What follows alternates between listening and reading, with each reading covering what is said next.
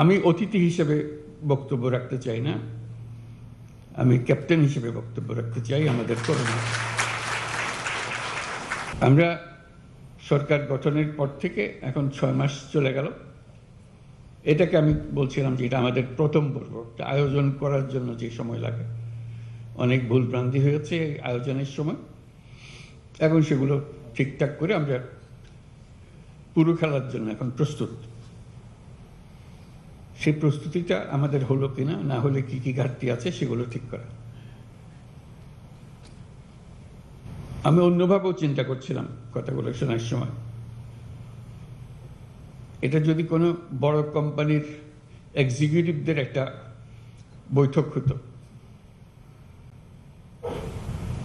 তাদের যারা শরিক হচ্ছে তারা কি বলতো? নিশ্চয়ই ম্যানেজিং ডিরেক্টরের প্রশংসায় সময় নষ্ট করতো না। তারা বলতো আমি এই কাজ দিয়েছেন আমাকে, আমি এই কাজ করেছি, আমার এই সাফল্য হয়েছে, আমি ওই আরো এই কাজের জন্য প্রস্তুত। আমি দুভাবে দেখালাম, একটা হলো যে খেলার মাঠের খেলোয়াড়, একটা হলো ব্যবসায়িক প্রতিষ্ঠানের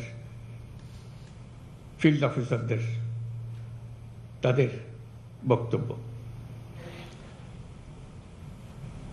এই সরকারের যে খেলোয়াড় যারা আমরা আছি,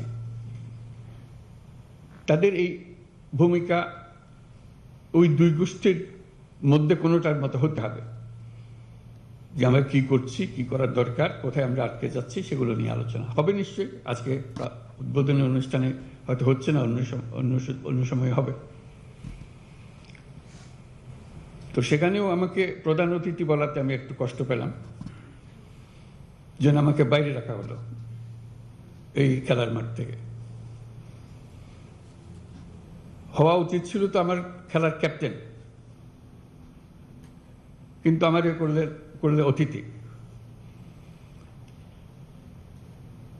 আমি অতিথি হিসেবে বক্তব্য রাখতে চাই না, আমি ক্যাপ্টেন হিসেবে বক্তব্য রাখতে চাই। আমাদের করোনা